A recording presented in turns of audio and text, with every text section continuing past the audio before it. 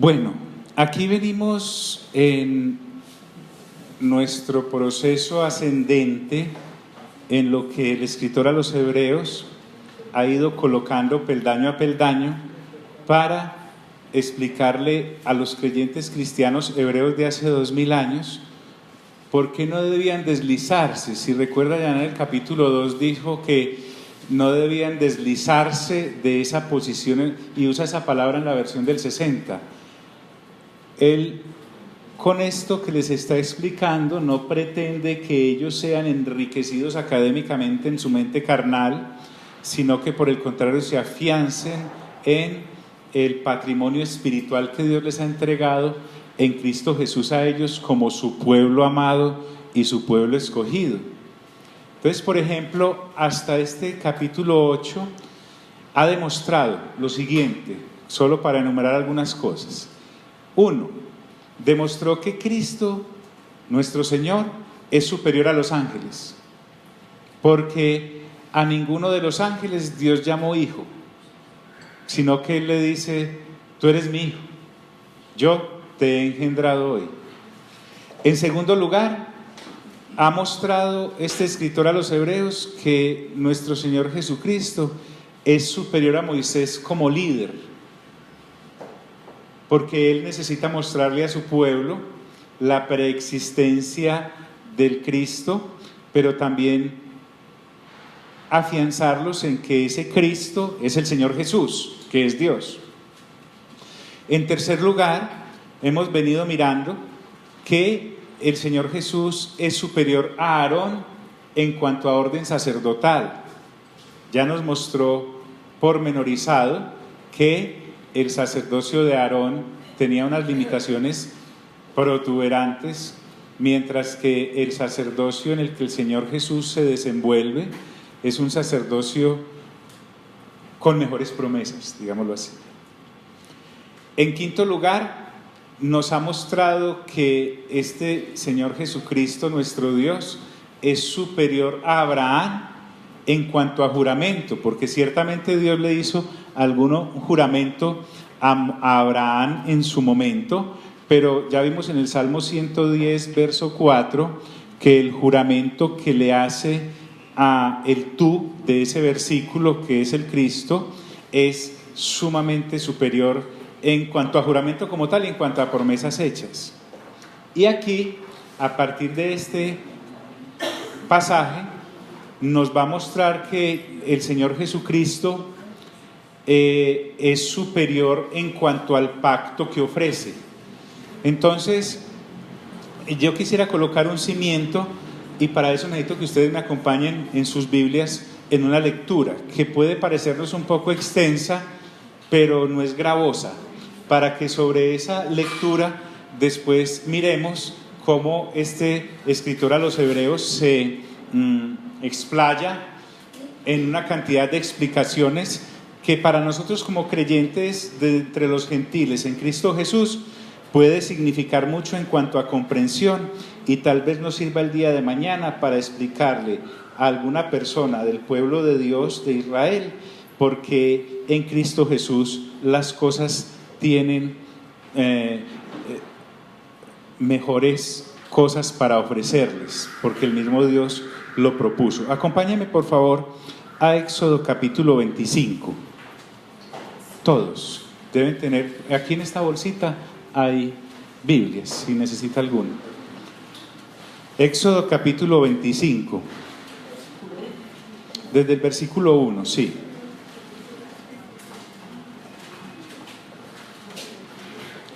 ¿Ya estamos todos? Éxodo, primero Génesis, luego Éxodo. Capítulo 25, dice lo siguiente.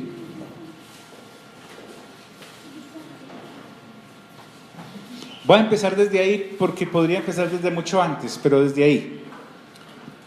El Señor habló con Moisés y le dijo, Éxodo 25:1.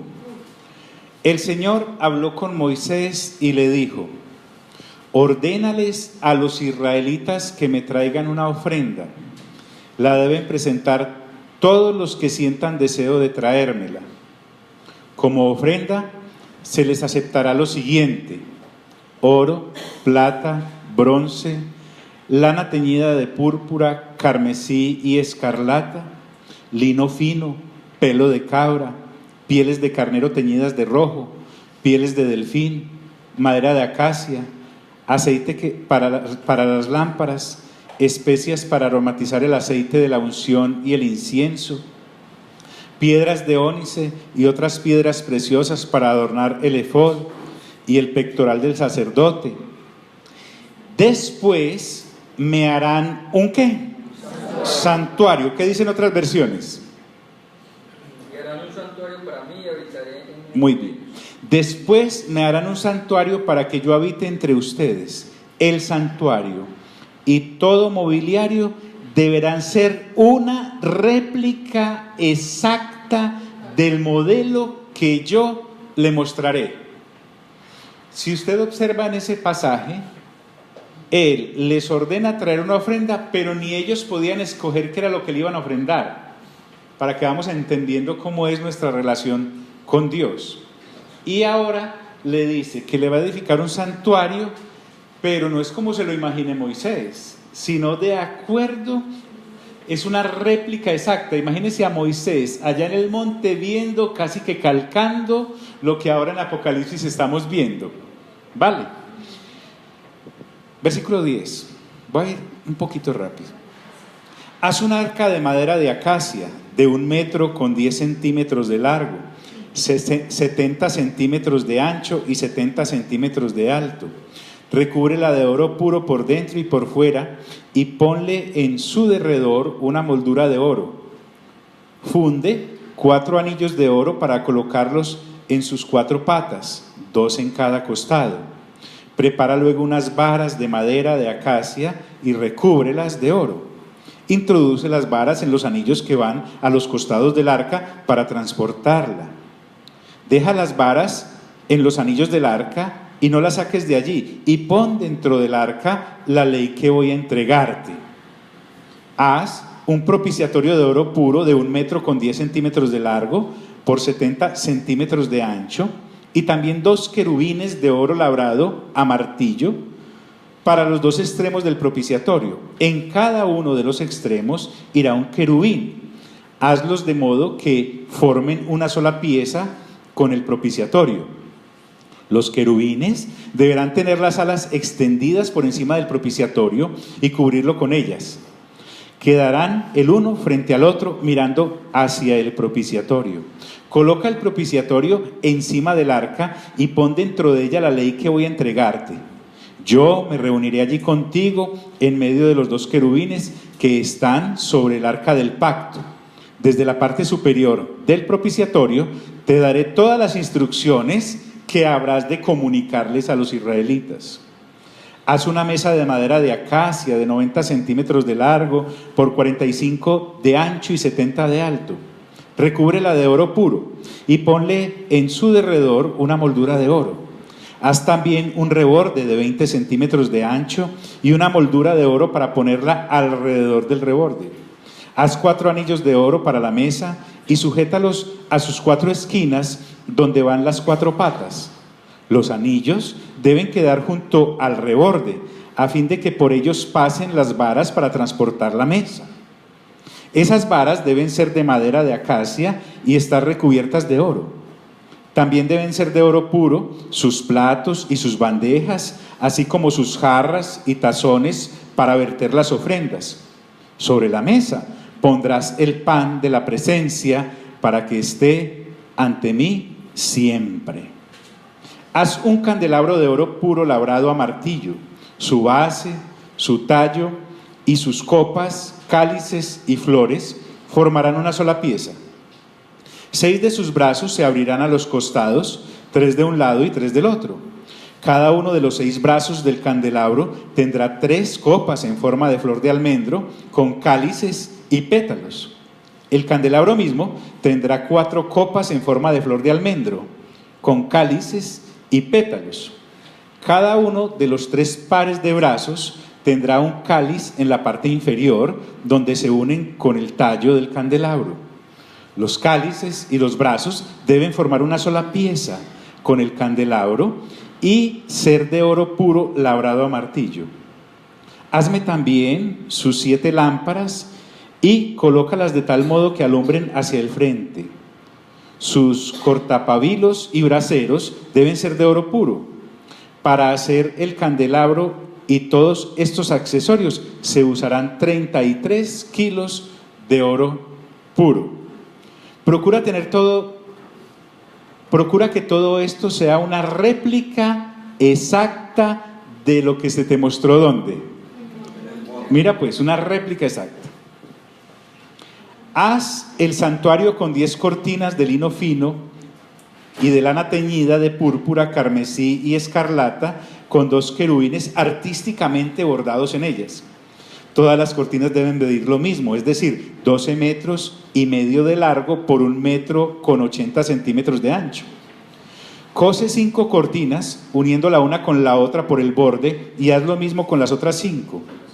En el borde superior del primer conjunto de cortinas, pon unas presillas de lana teñida de púrpura, lo mismo que en el borde del otro conjunto de cortinas.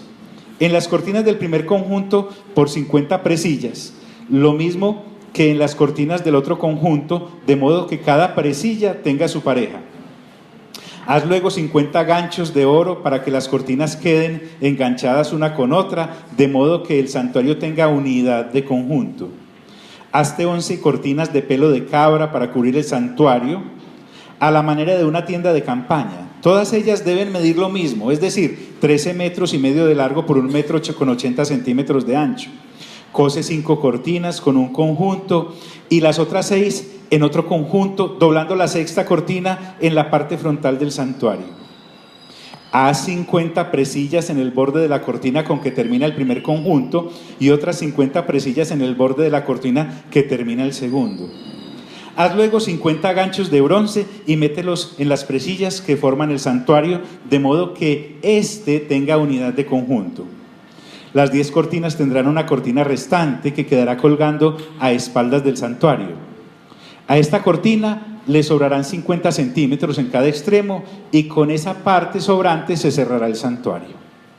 Haz para el santuario un toldo de piel de carnero teñido de rojo y para la parte superior un toldo de piel de delfín.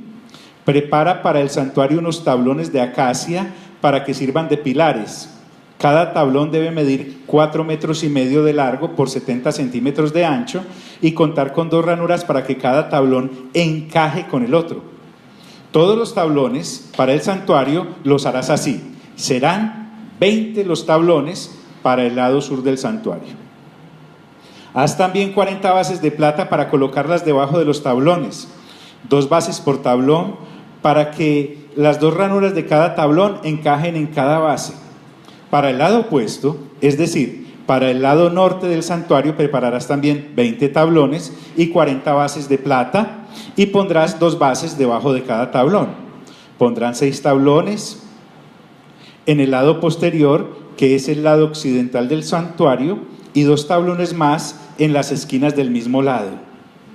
Estos 2 tablones deben ser dobles en la base, quedando unidos por un solo anillo en la parte superior. Haz lo mismo en ambas esquinas, de modo que haya 8 tablones y 16 bases de plata, es decir, 2 bases debajo de cada tablón.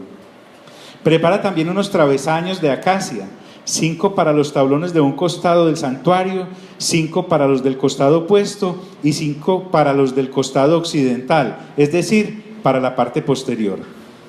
El travesaño central deberá pasar de uno a otro extremo, a media altura de los tablones. Recubre de oro los tablones y haz unos anillos de oro para que los travesaños pasen por ellos. También debe recubrir de oro los travesaños. Erige el santuario ciñéndote al modelo que se te mostró en el monte. Haz una cortina de púrpura, carmesí, escarlata y lino fino con querubines artísticamente bordados en ellos. Cuelga con ganchos de oro en 4 postes de madera de acacia recubiertos de oro, los cuales levantarás sobre 4 bases de plata. Cuelga de los ganchos la cortina, la cual separará el lugar santo del lugar santísimo, y coloca el arca del pacto detrás de la cortina. pon el propiciatorio sobre el arca del pacto dentro del lugar santísimo y coloca la mesa fuera de la cortina, en el lado norte del santuario. El candelabro lo pondrás frente a la mesa en el lado sur. Haz para la entrada del santuario una cortina de púrpura, carmesí, escarlata y lino fino, recamada artísticamente. Para esta cortina prepara 5 postes de acacia recubiertos de oro, con sus respectivos ganchos de oro, y funde para los postes 5 bases de bronce. Haz un altar de madera de acacia cuadrado de 2 metros con 30 centímetros por lado y de 1 metro con 30 centímetros de alto. Ponle un cuerno en cada una de las 4 esquinas, de manera que los cuernos y el altar formen una sola pieza, y recubre de bronce el altar. Haz de bronce todos los utensilios, es decir, sus portacenizas, sus tenazas, sus aspersorios, sus tridentes y sus braseros. Hazle también un enrejado de bronce con un anillo del mismo metal en cada una de sus 4 esquinas. El anillo irá bajo el borde del altar, de modo que quede a media altura del mismo. Prepara para el altar varas de madera de acacia y recúbrelas de bronce. Las varas deberán pasar por los anillos, de modo que sobresalgan en los 2 extremos del altar, para que éste pueda ser transportado. El altar lo harás hueco y de tablas, exactamente como el que se te mostró en el monte. Haz un atrio para el santuario.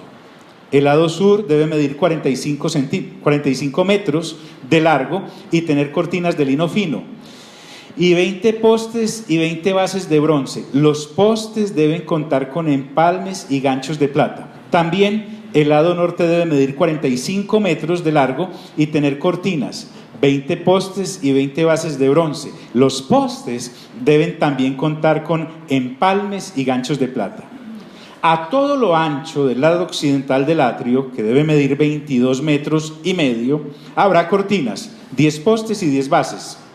El lado oriental del atrio, que da hacia la salida del sol, también deberá medir 22 metros y medio.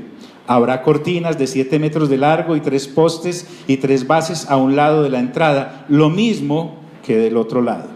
A la entrada del atrio habrá una cortina de 9 metros de largo, de púrpura, carmesí, escarlata y lino fino, recamada artísticamente, y además 4 postes y 4 bases. Todos los postes alrededor del atrio deben tener empalmes y ganchos de plata y bases de bronce. El atrio medirá 45 metros de largo por 22 metros y medio de ancho, con cortinas de lino fino de 2 metros, con 30 centímetros de alto y con bases de bronce. Todas las estacas y los demás utensilios para el servicio del santuario serán de bronce, incluyendo las estacas del atrio. Ordénales a los israelitas que te traigan aceite puro de oliva, para que las lámparas estén siempre encendidas. Aarón y sus hijos deberán mantenerlas encendidas toda la noche en presencia del Señor en la tienda de reunión, fuera de la cortina que está ante el arca del pacto. Esta ley deberá cumplirse entre los israelitas siempre por todas las generaciones. Haz que comparezcan ante ti tu hermano Aarón y sus hijos Nadab, Abiú, Eleazar e Itamar, de entre todos los israelitas. Ellos me servirán como sacerdotes. Hazle a tu hermano Aarón vestiduras sagradas que le confieran honra y dignidad. Habla con todos los expertos a quienes he dado habilidades especiales para que hagan las vestiduras de Aarón, y así lo consagre yo como mi sacerdote. Las vestiduras que le harás son las siguientes: un pectoral, un efod, un manto, una túnica bordada, un turbante y una faja. Estas vestiduras sagradas se harán para tu hermano Aarón y para sus hijos, a fin de que me sirvan como sacerdotes. Al efecto se usará oro, púrpura, carmesí, escarlata y lino. El efod se bordará artísticamente con oro, púrpura, carmesí, escarlata y lino fino. En sus 2 extremos tendrá hombreras con cintas para que pueda sujetarse. El cinturón bordado con el que se sujeta el efod deberá ser del mismo material, es decir, de oro, púrpura, carmesí, escarlata y lino fino, y formará con el efod una sola pieza. Toma 2 piedras de ónice y graba en ellas los nombres de las 12 tribus de Israel, de los hijos de Israel. por orden de nacimiento, 6 nombres en una piedra y 6 en la otra. Un joyero grabará los nombres en las 2 piedras, como los orfebres graban sellos.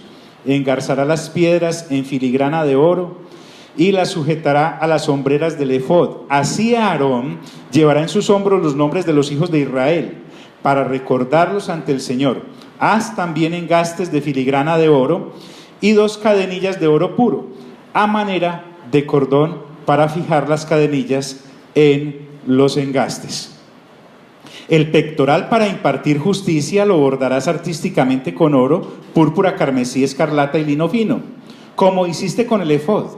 Será doble y cuadrado, de 20 centímetros de largo por 20 de ancho. Engarzarás en él 4 hileras de piedras preciosas. En la primera pondrás un rubí, un crisólito y una esmeralda. En la segunda, una turquesa, un zafiro y un jade. En la tercera, un jacinto, un ágata y una amatista. Y en la cuarta, un topacio, un ónice y un jaspe. Engárzalas en filigrana de oro. Deben ser 12 piedras, una por cada uno de los 12 hijos de Israel. Cada una de las piedras llevará grabada como un sello el nombre de una de las 12 tribus. Haz unas cadenillas de oro puro en forma de cordón para el pectoral. Ponle al pectoral 2 anillos de oro y sujétalos a sus 2 extremos. Sujeta las 2 cadenillas de oro a los anillos del pectoral y une los extremos de las cadenillas a los 2 engastes para fijarlos por la parte delantera a las hombreras del efod. Haz otros 2 anillos de oro y fíjalos en los extremos del pectoral, en su borde interno cercano al efod.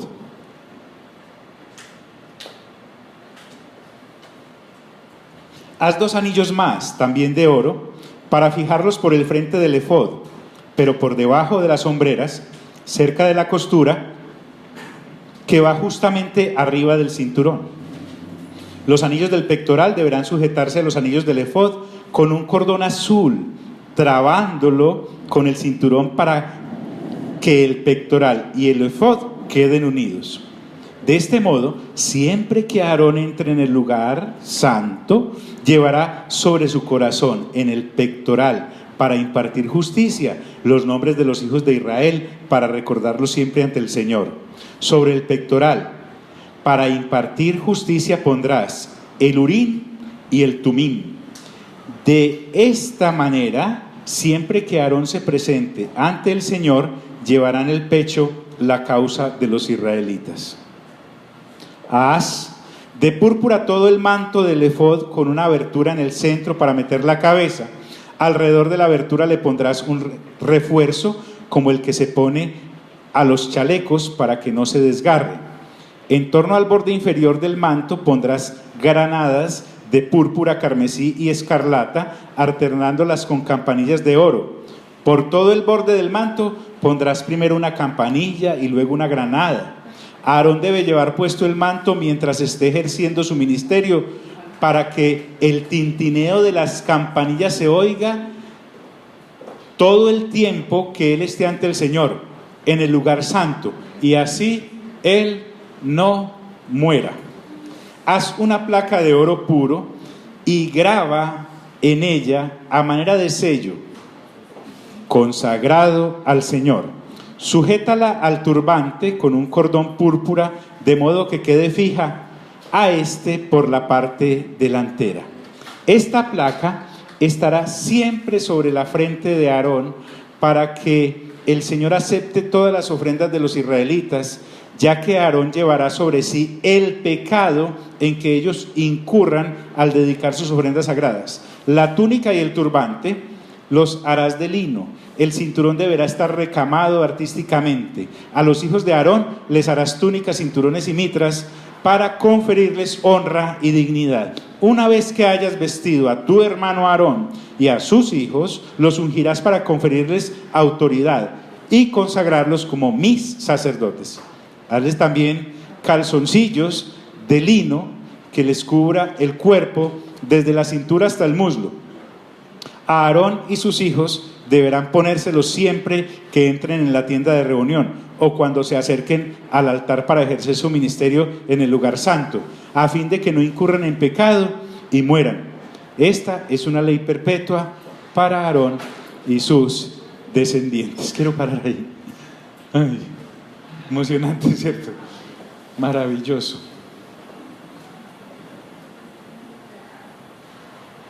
Maravilloso. Para resaltar ahí, a Moisés no pudo hacer nada en la construcción del santuario a su antojo, ni al antojo de ninguna de las tribus, ni al antojo de ningún diseñador. Él no pudo encargarle a alguien que le diseñara el santuario. Dios le entregó el diseño y por todos lados está claro lo que ahora el escritor a los hebreos quiere demostrar. Con esta lectura juiciosa que acabamos de hacer de estos capítulos, yo quiero recordarles que ni una sola de las palabras escritas en la Biblia es para pasarlas corriendo. Por el contrario, cada una de las palabras escritas en la Biblia tiene de parte de Dios un contenido. El Espíritu Santo permitió que aquí en el libro que leímos, el escritor inspirado dejara eso asentado, porque años después, aunque leímos cada una de las cosas que componían el santuario y aún las vestiduras sacerdotales, nos faltó leer también acerca de las medidas que se necesitaban para hacer el aceite que solo se podía usar dentro del tabernáculo y por parte del sumo sacerdote, etcétera, etcétera. Los animo a que ahonden en esa lectura, porque nada de eso lo podía hacer la gente a su antojo. Lo que quiero enfatizar acá es que con Dios las cosas se hacen al modo de Él, no al modo nuestro. Cuando estamos buscando realmente su reino y su justicia, es nosotros irnos acomodando y amoldando a lo que Dios quiere y no a lo que nosotros pretendamos. Mira, cosas tan íntimas y personales como un calzoncillo. Dios dice cómo se deben hacer, dónde se deben usar y por qué se deben usar. El énfasis ahí es: hazlo de acuerdo con el modelo que se te mostró. Entonces, basados en esto, el escritor a los hebreos empieza a decirnos en este capítulo lo siguiente. Ya tuvimos por lo menos hasta donde Dios nos ha mostrado, clarísimo lo del sacerdocio y la diferencia que hay entre el orden sacerdotal que le tocó a Aarón de parte de Dios y el orden sacerdotal que Dios le concede a el Señor Jesús, a su Cristo, que lo conocimos como el orden sacerdotal según Melquisedec, según el orden de Melquisedec.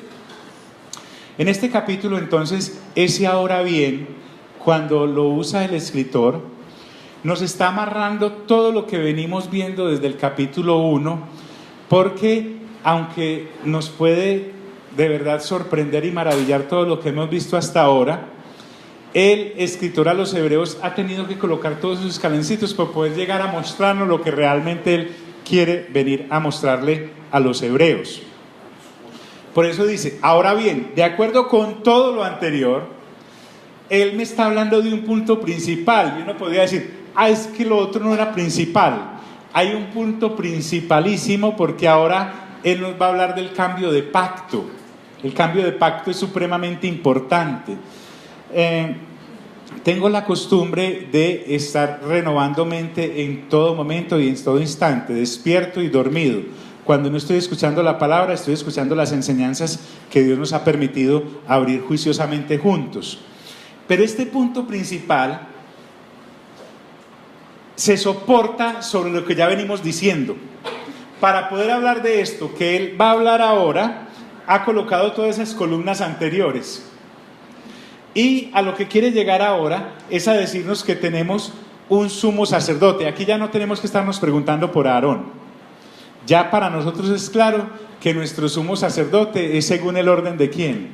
De Melquisedec.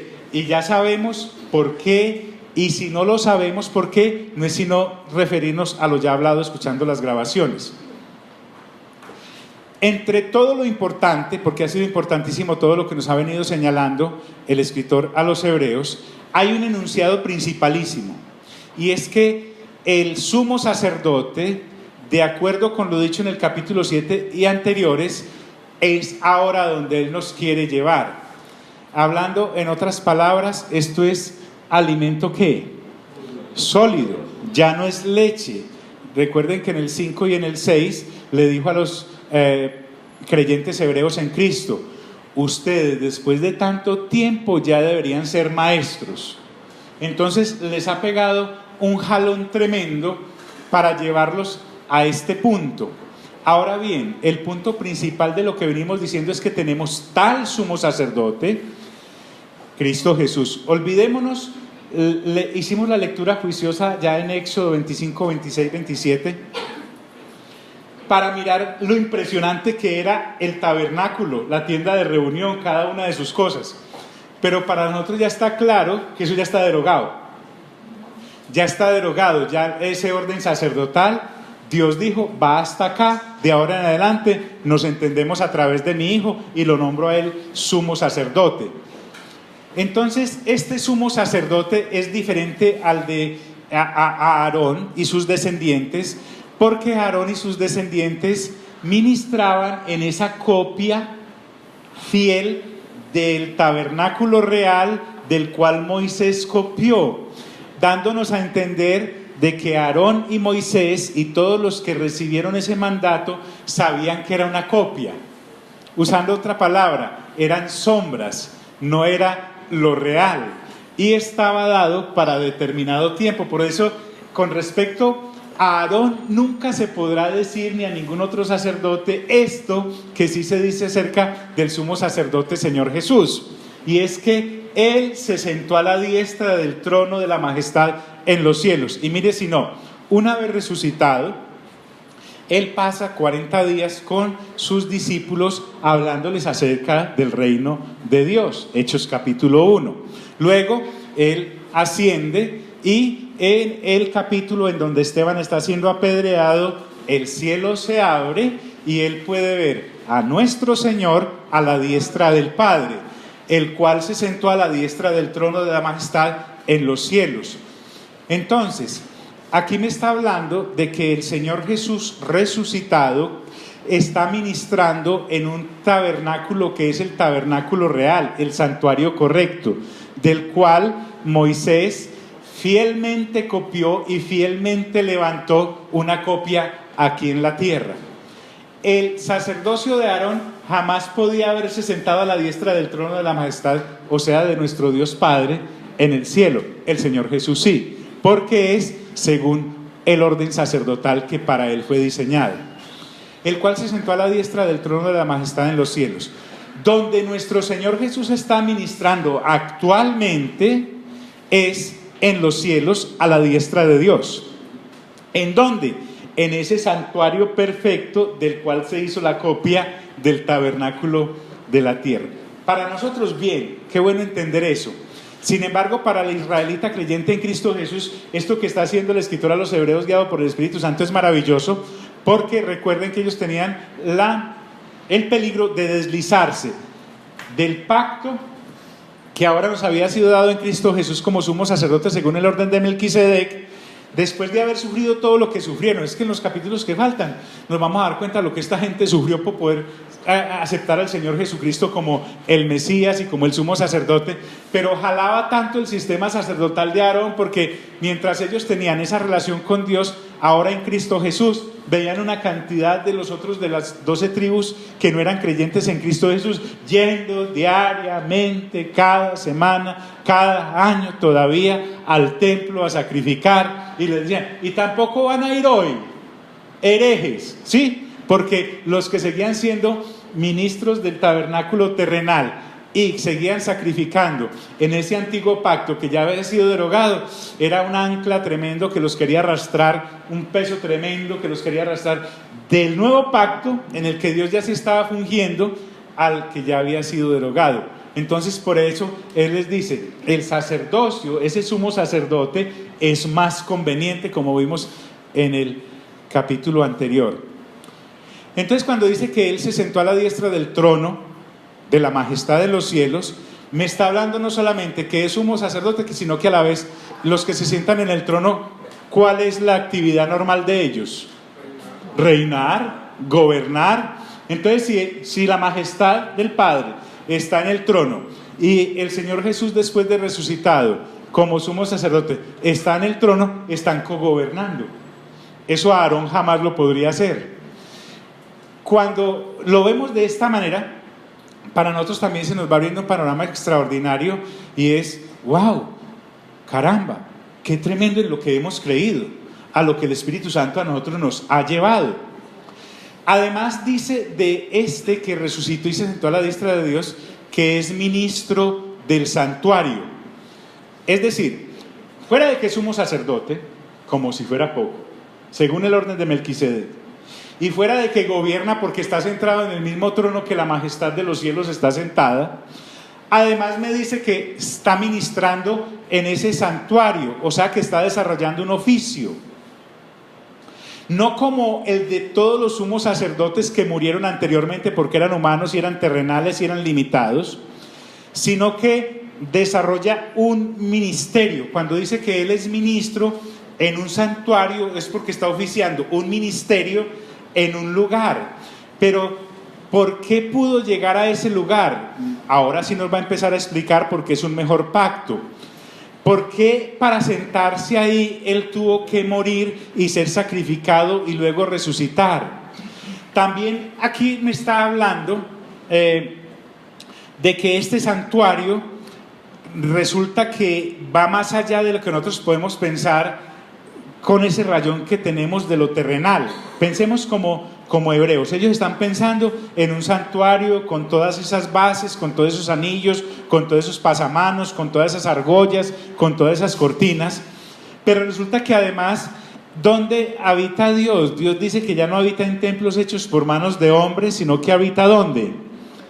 En los corazones de aquellos que creen. Por lo tanto, los creyentes también son una especie, no digamos una especie, son un santuario. Recuerden que ya Pablo nos señaló de que nosotros somos templo. Hablando, el Señor Jesús llevó a la categoría de templo, de santuario, el cuerpo humano. Cuando Él va pasando en el capítulo 24 de Mateo con los discípulos le muestran las joyas con las que estaba adornado el templo de la época y Él les dice, no quedará piedra sobre piedra. Pero también les dijo, derriben este santuario y lo reedificaré en 3 días, haciendo que, dándonos a entender que Dios habita en este templo. Y luego el apóstol Pablo en 1 Corintios capítulo 7 y 8 le recuerda, y en el 6, a los de Corinto, que el cuerpo es templo del Espíritu Santo. Entonces también tengamos acá, en nuestra mente, que Él ministra entre nosotros. Pablo también nos da en Timoteo una característica y es que le dice a Timoteo, te estoy dejando todas estas instrucciones para que sepas cómo comportarte en la casa de Dios. Y ya vimos, o vamos a ver en Hebreos, que la casa de Dios somos ¿quiénes? Nosotros. Estela, cuando me preguntabas ahora, cuando la ciudad viene y es Dios morando en su pueblo y con su pueblo, da a entender que la habitación de Él con los hombres es dándonos a entender que nosotros somos el templo también donde Él habita. Entonces saquémonos acá de la cabeza el edificio o templo con el que relacionamos la presencia de Dios. Dios ya no habita en templos hechos por manos de hombres. Mira dónde estamos nosotros. Este no es el templo somos ¿quiénes? Eso que estamos construyendo allá es un edificio para no mojarnos y para no achicharrarnos cuando está haciendo sol. Pero realmente cuando llegamos allá, los que llegan son el templo a un edificio. ¿Por qué? Porque Dios habita en cada uno de nosotros. Entonces me habla también de un ministerio. Ahora, ese ministro del santuario, que es el Señor Jesús, avanza más y nos dice, y de aquel verdadero, ¿qué? Tabernáculo que levantó el Señor. Entonces, Moisés estaba trabajando en una copia, no en el verdadero. Aarón como sacerdote ministraba en esa copia, no en el verdadero. Pero el Señor sumo sacerdote sentado a la diestra de Dios con la majestad en el cielo, ministra en el verdadero tabernáculo. Y ese tabernáculo, ¿quién lo levantó? El Señor mismo, no Moisés ni con instrucciones. El terrenal, el tabernáculo que se veía acá sobre la faz de la tierra, fue levantado por hombres, con una característica o varias. La primera es que era temporal. La segunda es que era una copia del verdadero o real, levantado desde la eternidad por el Señor, porque lo que Dios hace siempre es eterno. Ambos tabernáculos, digámoslos así, tanto el tabernáculo en el que... Disculpen, ¿qué es lo que venimos a hacer?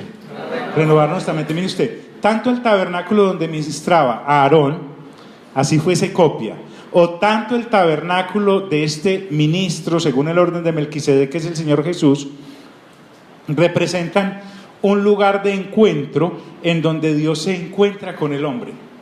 Es el lugar donde Dios se conecta en perfecta comunión con el hombre. Pero este tabernáculo del que empezamos a hablar en este capítulo, nada tiene que ver con la copia, sino que es el real. Por eso dice, y de aquel verdadero tabernáculo que levantó el Señor, y no ¿quién? El hombre. Ese tabernáculo que levantó Moisés, que leímos detalladamente anteriormente, era palpable a los sentidos, uno lo podía tocar. Sensorialmente usted podía tenerlo a la vista. Si era ciego podía palparlo. Sin embargo, era inefectivo porque tanto Aarón como sus representados habían nacido bajo ¿qué? Bajo pecado y cometían ¿qué? Por lo tanto, cada que Aarón iba a sacrificar, iba a ofrecer por sus propios pecados y por los pecados del pueblo. Entonces el sacerdocio se hacía imperfecto en la relación con Dios, no por Dios, ni por la ley de Moisés que era perfecta porque vino de Dios, ni por el sacerdocio que Dios le dio a los seres mortales porque es de Dios, sino por el mismo hombre que era caído. Entonces, aunque era para reunirme con Dios, era poco efectivo porque, como ya vimos en el capítulo anterior, no me perfeccionaba. Entonces, ahora hablando de este sacerdote, dice, porque todo sumo sacerdote está constituido para presentar ¿qué? Ofrendas y sacrificios. El oficio de un sacerdote, un SS, un sumo sacerdote, en el caso de Aarón, él fue levantado no para que luciera los calzoncillos pues en el último desfile de Tabernáculo Klein, no, ni para ir a mostrar el efod y que qué maravilla, no, el tipo lo vestían así y lo ordenaban de esa manera para que fuera a presentarle a Dios ofrendas de parte de los hombres. Sin embargo, en el caso del Señor Jesús, las ofrendas son diferentes porque no son sacrificios temporales y materiales, sino que está ministrando cosas celestiales de las cuales vamos a hablar más adelante, y no eran para ministrar en el caso del Señor Jesús en ese tabernáculo terrenal, sino en el celestial. ¿Me están siguiendo hasta ahí? Punto sobre punto tenemos que avanzar así, porque todo sumo sacerdote está constituido para presentar ofrendas, tanto en el orden sacerdotal de Aarón como en el orden sacerdotal de Melquisedec. Está constituido ese sacerdote para presentar ofrendas. Por lo cual, dice el escritor a los Hebreos, es necesario que también éste tenga algo que ofrecer. Entonces, así como Aarón ofrecía, después vamos a leer un poco de Levítico, cómo era que se presentaban los sacrificios de animales en el tabernáculo. Eso ya está derogado. Vamos a ser como visitantes a un museo muy importante en donde les van a mostrar las cosas como se hacían, pero nosotros ya estamos oficiando en el nuevo según el orden de Melquisedec. Entonces, si Aarón tenía algo para ofrecerle a Dios como ofrendas y sacrificios, ¿qué tiene este sumo sacerdote según el orden de Melquisedec para ofrecerle a Dios? Por lo cual es necesario que éste tenga algo que ofrecer. Entonces hace la comparación. Si este sumo sacerdote que ahora tenemos en Cristo Jesús, que es según el orden de ¿quién? De Melquisedec, tiene algo que ofrecer. Si tuviese algo que ofrecer, no va a ser sobre la tierra, porque allí en el tabernáculo que levantó Moisés detalladamente, como lo acabamos de ver, ¿podría haber entrado el Señor Jesús? ¿Aló? ¿Podría haber entrado el Señor Jesús? ¿Por qué? ¿No? ¿Por qué no lo dejaban? Porque era de otra tribu. ¿Porque era de otra qué? De otra tribu. ¿El Señor Jesús de qué tribu es? De la tribu de Judá. Leví. ¿Aarón de cuál tribu era? De Leví. En el tabernáculo solo podían entrar Aarón y sus sacerdotes, y transportarlo no lo podían transportar sino los de la tribu de Leví. Los de la otra tribu eran simples observadores. Entonces el Señor Jesús, por venir de otra tribu, no podía entrar a ese tabernáculo. Sí, claro, es Dios, pero Él mismo no se puede saltar a sí mismo porque Él dio la misma normatividad. Y además lo levantan según otros sacerdocios, ni siquiera no podía ni tocar el timbre. Entonces, dice, así que si estuviese sobre la tierra, ¿por qué así que si estuviese sobre la tierra? ¿El Señor Jesús dónde está? O sea que no está sobre ¿qué? ¿Dónde lo vimos sentado? En el trono, a la diestra de su majestad. Así que si estuviese sobre la tierra, ni siquiera sería sacerdote, por ser de otra tribu, por ser de otro orden sacerdotal que no podía entrar en ese sacerdocio levítico, por ser además de otro pacto, porque además la misma ley cambió, ya no era la ley de Moisés, sino que ahora tenemos los estatutos del nuevo pacto, por ser de otra naturaleza, porque Aarón venía de una humanidad caída, mientras que el Señor Jesús no nace bajo pecado ni comete pecados, y además por ser eterno y perpetuo, mientras que todo lo de Aarón es temporal, porque estaba determinado que solo iba a rendir durante un tiempo. Entonces, este Señor Jesús, que ahora está sentado a la diestra de Dios, que tiene algo que ofrecer, que es un ministro de un tabernáculo superior que es el real, si estuviese en la tierra ni siquiera sería sacerdote. Y dice algo extraordinario este Señor: habiendo aún sacerdotes que presentan las ofrendas según ¿qué? ¿Qué pasó cuando el Señor Jesús es sacrificado en la cruz del Calvario? ¿Qué pasó allá en el templo? ¿Qué se rasgó? De arriba abajo se rasgó la cortina, ¿cierto? Eso significa, económicamente, en economía hablando, en las Sagradas Escrituras, se acabó la división que había y la limitante que había para que los hombres entraran al lugar santísimo. Vale, ese pacto ha sido derogado, correcto. De aquí en adelante seguiré ministrando a la diestra de mi Padre en favor de todos aquellos en todas las generaciones que se acerquen a Él a través de mí.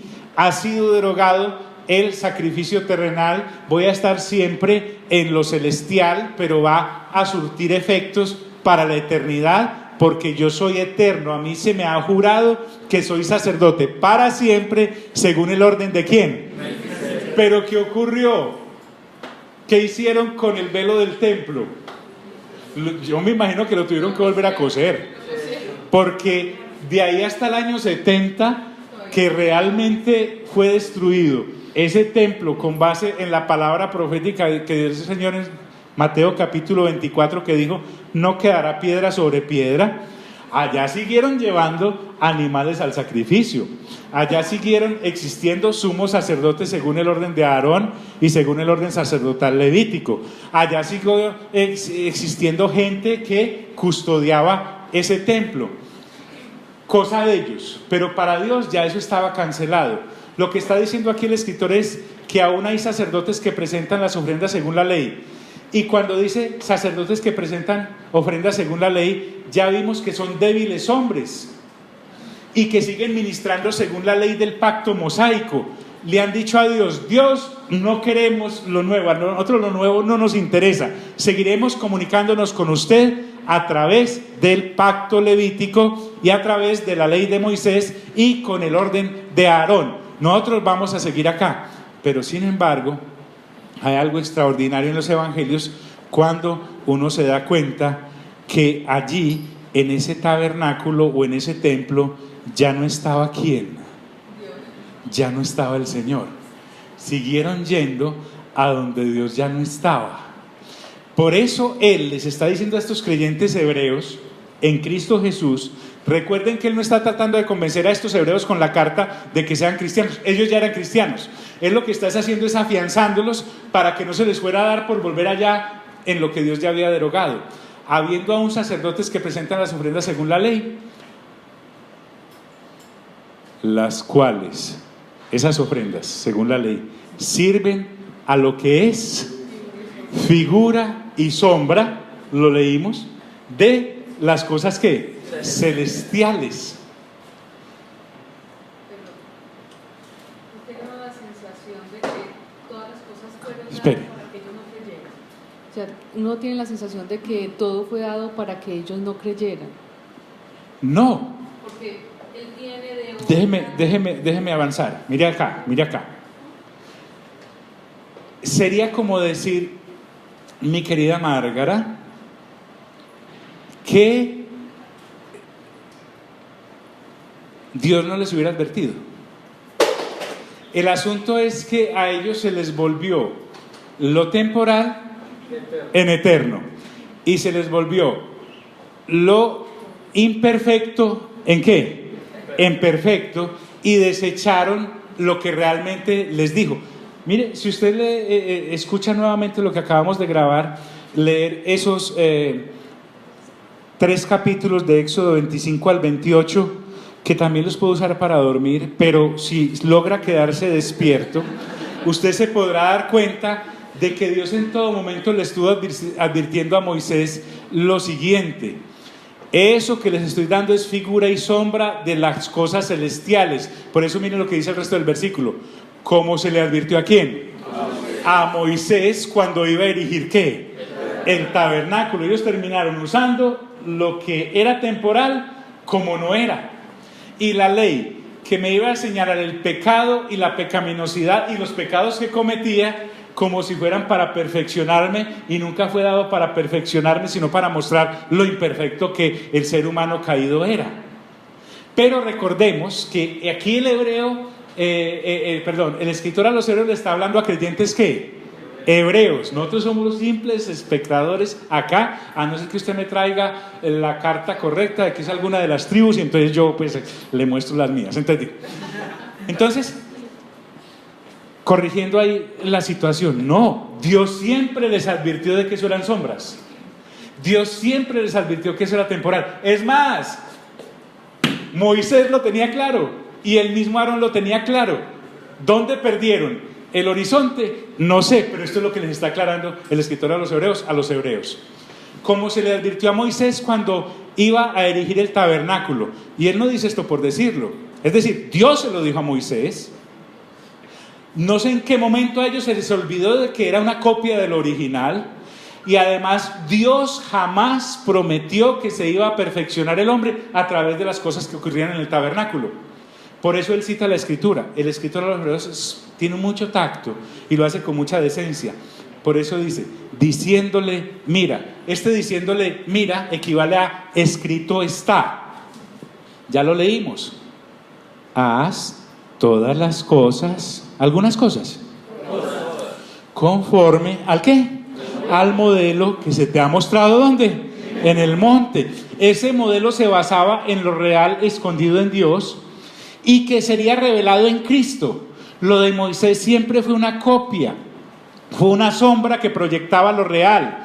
Por eso lo interesante acá es que Cristo no podía encajar en el tabernáculo, que era una sombra, porque a él siempre le perteneció ministrar en lo real. El Señor Jesús no es que no entraba allá porque no lo dejaran, sino que Él no podía ministrar en algo que era una sombra. Por eso vino a establecer el nuevo pacto y la relación que sí nos hacía perfectos en su sacrificio con Dios, que es bueno, agradable y perfecto en todo. A mí esto me parece maravilloso, porque ahora, nuevamente recuerden, el objetivo principal de todo lo que venimos hablando es esto. Aún todavía está llevándonos a la revelación, y aquí como que ya entra en materia. Pero ahora que estamos en el nuevo pacto, según el orden de Melquisedec, que es un mejor sacerdocio, pero ahora tanto mejor ministerio es el suyo. Recuerden, todo sumo sacerdote está puesto para ministrar una relación entre Dios y los hombres a través de ofrendas y sacrificios. Ya nos demostró que los sacrificios de Aarón y la ley sacerdotal de Aarón y el orden mosaico cesaron. Entonces hay un mejor ministerio actuando en la actualidad, permítame la redundancia, pero ahora tanto mejor ministerio es el suyo. ¿El de quién? El de Cristo, porque Cristo no es que inventó un ministerio, siempre ha sido ese su ministerio y era el original del cual Moisés solo tomó una copia. Pero ahora tanto mejor ministerio es el suyo, ¿cuánto es mediador de un qué? La palabra clave aquí es mejor. ¿Mejor que qué? Mejor que el de Aarón.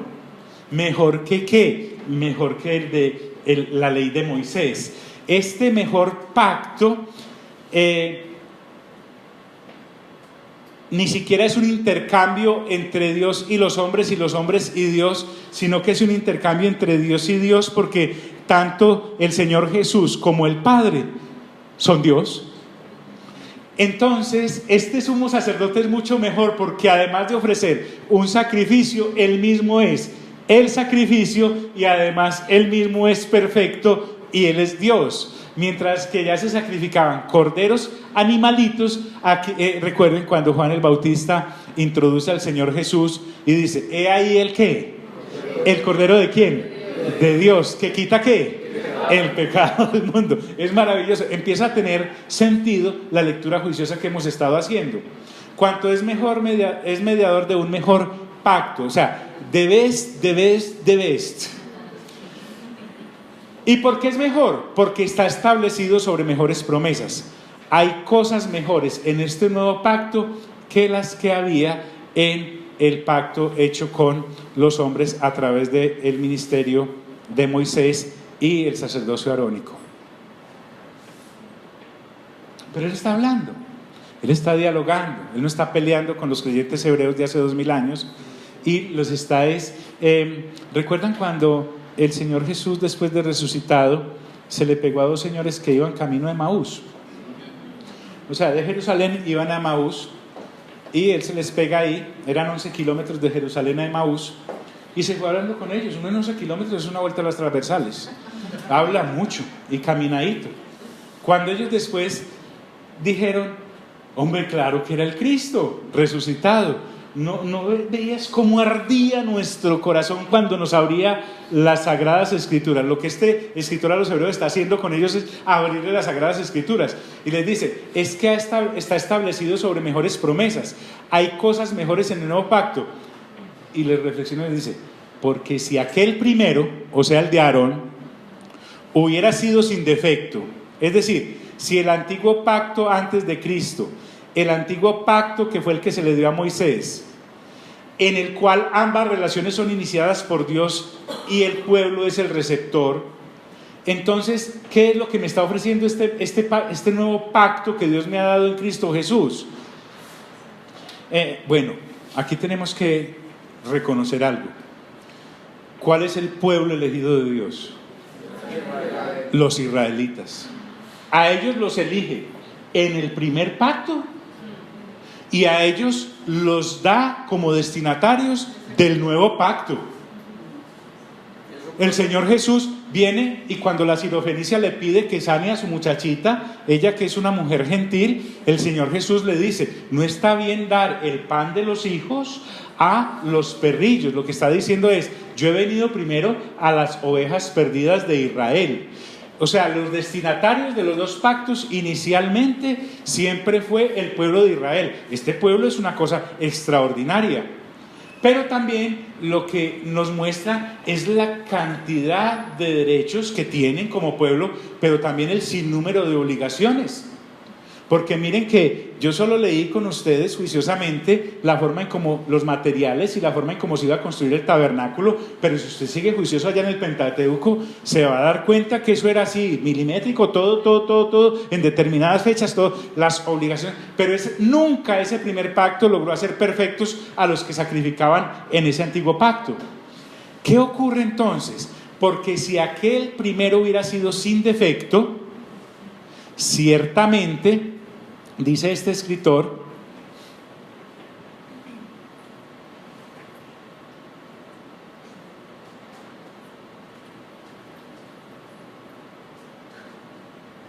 no se hubiera procurado lugar para el segundo. Qué tremendo esto. Si lo de Aarón y lo de Moisés hubiese sido perfecto, el Señor Jesús no hubiera tenido que venir. Pero se lo está demostrando a Hebreos.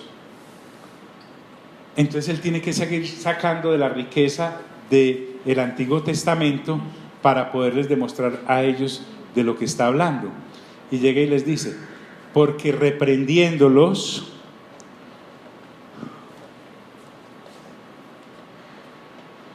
la palabra central aquí es reprendiéndolos.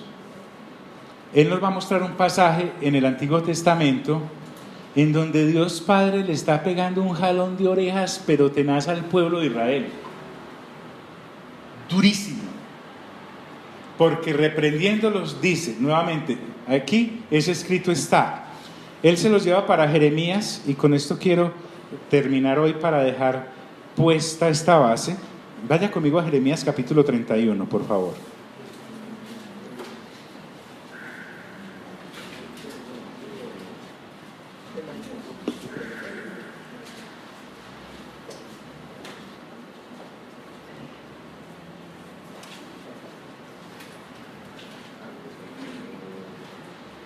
Bueno, ¿sabe qué?